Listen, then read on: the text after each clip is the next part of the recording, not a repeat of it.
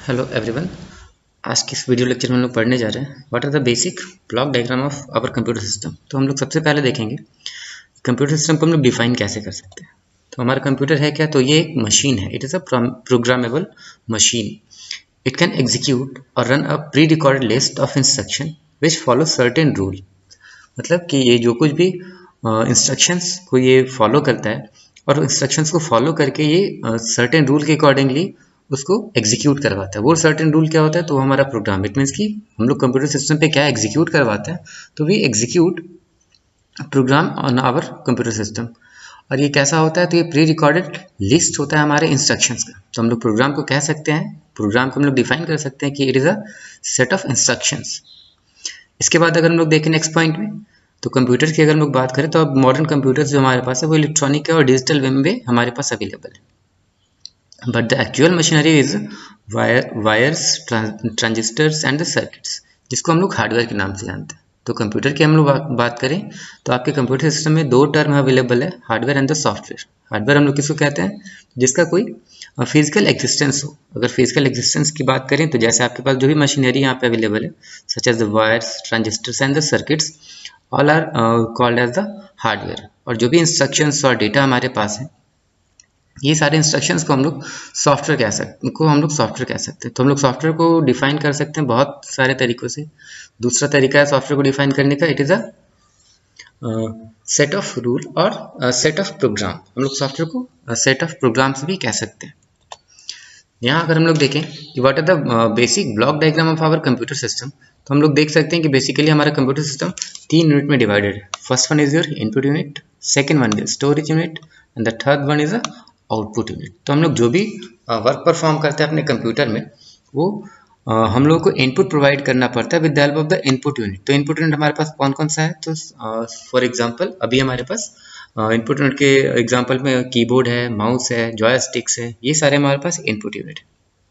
और हम लोग यहाँ पे क्या प्रोसेस करवा सकते हैं, तो what we are inputting data. How can we define data, data is what, it is a raw material. Data को हम लोग डिफाइन कर सकते हैं कि एक रॉ मटेरियल हमारे पास है।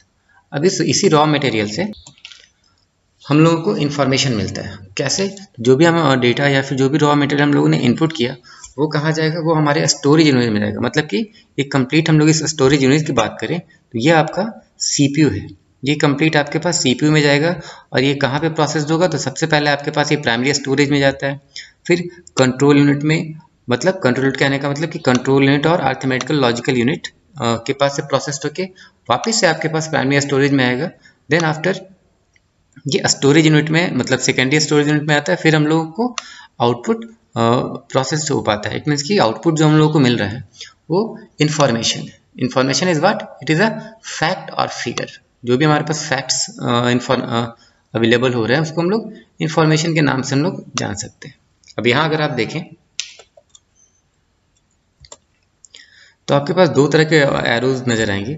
सबसे पहले ये है आपके पास दिस वन, और दूसरा ये वाला। तो मतलब जिस तरीके से हमारा डेटा फ्लो हो रहा है, डेटा हमारा जिस तरीके से फ्लो हो रहा है वो इस एरो के थ्रू हमारे पास डिस्क्राइब किया गया। मतलब कि this arrow explain how our data are flowing from one unit to another unit, and this dotted line explain the control flow of our system or control flow of the work or process. इसके बाद अगर हम लोग बात करें तो what are the components of a computer system, तो हमारे पास बेसिकली जो कंपोनेंट्स अवेलेबल है वो है आपके पास कंप्यूटर हार्डवेयर, सॉफ्टवेयर और द डेटा। अभी कंप्यूटर हार्डवेयर क्या होता है, तो जैसा आपको पहले बताया कि जो भी हमारे पास फिजिकल एग्जिस्टेंस जिस भी मैकेनिज्म का अवेलेबल है उसको हम लोग हार्डवेयर के नाम से जानते हैं। तो computer hardware provides the physical mechanism to process, store and the input output data. अब कंपोनेंट्स हमारे जो हार्डवेयर के कंपोनेंट्स है वो कौन कौन से हो सकते हैं, तो आपके सीपीयू, मेमोरी और जितने भी आपके पास इनपुट आउटपुट डिवाइसेज हैं वो सारे कंप्यूटर सिस्टम के कंप्यूटर हार्डवेयर के कंपोनेंट्स हो सकते हैं।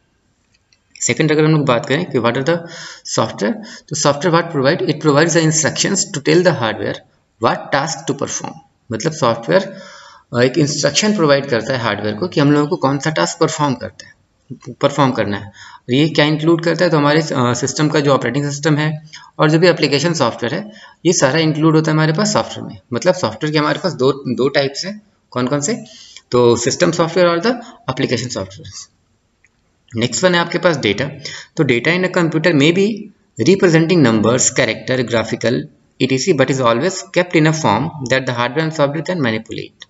जो भी हमारे पास इंफॉर्मेशन है, चाहे वो इंफॉर्मेशन नंबर के फॉर्म पे है, कैरेक्टर के फॉर्म पे है, कोई भी ग्राफिकल रिप्रेजेंटेशन है, ये सारा हम लोग इन सारों को हम लोग डेटा के नाम से जानते हैं। और ये हम लोग को क्या काम करता है, तो हम लोग हार्डवेयर और सॉफ्टवेयर पे के साथ हम लोग डेटा को मैनिपुलेट कर सके। तो ये सारे कंप्यूटर के जो कंपोनेंट्स है डेटा को मैनिपुलेट करने में वर्क परफॉर्म करता है। नेक्स्ट अगर हम लोग बात करें तो आपके पास हार्डवेयर में आता है इनपुट आउटपुट डिवाइसेस। तो इनपुट डिवाइसेस की बात करें तो ये क्या काम करता है, ये इन्फॉर्मेशन कलेक्ट करता है और ट्रांसलेट करता है रॉ डेटा को in the form of usable by the computer. मतलब कि जो भी हमारे पास रॉ डेटा है उसको कंप्यूटर के जो कंप्यूटर हमारा रीड कर सके उस फॉर्म में ये उसको कन्वर्ट करवाता है। तो इनपुट डिवाइस को हम लोग कह सकते हैं it collects and translate raw data into form usable bye computer. बहुत सारे हमारे पास इनपुट डिवाइसेस के एग्जांपल्स हैं, जैसे आपके पास कीबोर्ड है। ये कीबोर्ड क्या काम करता है, तो जो भी हम हमारे पास लेटर्स हैं, जो भी नंबर्स है, जो भी स्पेशल कैरेक्टर्स है, ये सारा कीबोर्ड आपका एक्सेप्ट करता है और कन्वर्ट करता है इन सारों को बाइनरी कोड में। तब जाके हमारा कंप्यूटर सिस्टम रीड कर सकता है कोई भी कैरेक्टर या फिर कोई भी नंबर या कोई भी स्पेशल सिंबल्स को। नेक्स्ट हम लोग बात करें आउटपुट डिवाइसेस की। तो आउटपुट डिवाइस का क्या काम है, इसका काम है रिजल्ट प्रोड्यूस करना। तो output devices produce result in usable form for user और अनदर डिवाइस। हमारे पास आउटपुट डिवाइस का सबसे बेस्ट एग्जांपल है हमारे पास कंप्यूटर का मॉनिटर। तो मॉनिटर क्या काम करता है, कन्वर्ट करता है बाइनरी कोड को कैरेक्टर्स में और इमेजेस के फॉर्म में। और भी बहुत सारे हमारे पास आउटपुट डिवाइस हैं, जैसे यहाँ पे दूसरे आपके पास आउटपुट डिवाइस का नाम लिखा है वो है मॉडम। मॉडम का क्या काम होता है, ये कन्वर्ट करता है हमारे पास डेटा को। कौन से डेटा को, तो सिग्नल, जो सिग्नल हमारे पास मिल रहा है वो सिग्नल को कन्वर्ट करता है। तो जो भी एनालॉग सिग्नल है उसको ये डिजिटल में कन्वर्ट करने का काम करता है हमारे पास कंप्यूटर मॉडम। और ये यहाँ पे ट्रांसमिशन होता है टेलीफोन लाइन्स के ऊपर। नेक्स्ट अगर हम लोग देखें हार्डवेयर के टर्म में, तो हमारे पास इनपुट आउटपुट पेरिफेरल्स अवेलेबल है हार्डवेयर डिवाइसेस में। जहाँ सबसे पहले अगर हम लोग देखें इनपुट डिवाइसेस की, तो हमारे पास माउस है, कीबोर्ड अवेलेबल है। सेकंड में हम लोग बात करें आउटपुट डिवाइसेस की, जैसा अभी देखा हम लोगों ने कि हमारे पास मॉनिटर है, प्रिंटर्स हैं, मॉडेम है, ये सारे हमारे पास आउटपुट डिवाइसेस। नेक्स्ट वन है आपके पास स्टोरेज डिवाइसेस। कौन सा, तो सेकेंडरी स्टोरेज डिवाइसेस। यहाँ पे कौन कौन से आ सकते हैं हमारे पास एग्जांपल्स में, तो आपके सिस्टम का कंप्यूटर का हार्ड डिस्क ये आपके पास आ सकता है सेकेंडरी स्टोरेज डिवाइस में। हमारे पास जो CD, DVD या फिर फ्लॉपी डिस्क, फिलहाल फ्लॉपी डिस्क तो अब यूज़ में नहीं आता है, तो हमारे पास जो भी CD और DVD है ये सारे हमारे पास सेकेंडरी स्टोरेज डिवाइसेस के एग्जाम्पल्स हैं। नेक्स्ट हार्डवेयर के टर्म में हम लोगों को मिलता है मेमोरी। मेमोरी क्या काम करता है, तो purpose of memory is the data storage. Memory का यूज़ होता है कोई भी डेटा को, कोई भी इंफॉर्मेशन को स्टोर करने के लिए। मेमोरी हम लोग को यूज़ करते हैं तो सिर्फ और सिर्फ इन्फॉर्मेशन को स्टोर करने के लिए। अब हमारे पास कितने तरह की मेमोरी होते हैं, तो हमारे पास सिर्फ दो तरह की मेमोरी है। First one is the primary memory and the second is the secondary memory. Primary memory का क्या काम होता है, ये होल्ड करता है डेटा और इंस्ट्रक्शंस को। जिस टाइम पे आपके पास इंफॉर्मेशन या जिस टाइम पे आपके पास प्रोग्राम प्रोसेस्ड हो रहा है उस टाइम पे डेटा और इंस्ट्रक्शन को ये होल्ड करके रखते हैं। प्राइमरी मेमोरी का एग्जांपल हमारे पास है रैम, जिसको हम लोग रैंडम एक्सेस मेमोरी के नाम से जानते हैं, और ये वोलेटाइल नेचर होता है। वोलेटाइल कहने का मतलब कि अगर हमने परमानेंटली अगर अपना डेटा को सेव कर लिया सेकेंडरी मेमोरी में, तो रैम में या फिर प्राइमरी मेमोरी में आपके पास जो भी डेटा है वो सारा वोलेटाइल हो जाएगा, वो सारा इरेज हो जाएगा। दूसरा कि अगर हम कोई भी वर्क परफॉर्म कर रहे हैं, अगर सपोज अपने कीबोर्ड से हम लोगों ने टाइप किया ए, ठीक है, और मैंने इसको अभी तक सेव नहीं किया, हम लोगों ने अभी तक इसको सेव नहीं किया, सिर्फ ये टाइप करके रखा है, तो अगर ये कहीं सेव्ड है तभी तो ये डिस्प्ले हो रहा है, अदरवाइज ये डिस्प्ले नहीं होगा। तो ये कहाँ सेव है, जब हम मैनुअली हम लोग ने इस पर्टिकुलर लेटर को सेव ही नहीं किया, तो ये सेव कहाँ है, स्टोर कहाँ है। तो हमारे पास रैम अवेलेबल है, जो सबसे पहले, जिसको हम लोग प्राइमरी मेमोरी के नाम से जानते हैं, सबसे पहले डेटा और इंस्ट्रक्शन को होल्ड करके रखता है। ये सेव नहीं करता है, ये होल्ड करके रखता है हमारे पास डेटा और इंस्ट्रक्शंस को। क्यों, क्योंकि ये उस पर प्रोसेस्ड कर सके। अगर किसी कारणवश हमारा कंप्यूटर बूट कर जाए या फिर पावर कट की वजह से हमारा कंप्यूटर शट डाउन हो जाता है, तो जो भी डेटा हमारे पास प्राइमरी मेमोरी पर स्टोर्ड है, जो भी डेटा हमारे पास प्राइमरी मेमोरी में होल्ड करके रखा है, वो सारा इरेज हो जाता है। इसलिए हम लोग रैम को कहते हैं कि इट इज़ वोलेटाइल नेचर। दूसरा हमारे पास है सेकेंडरी मेमोरी।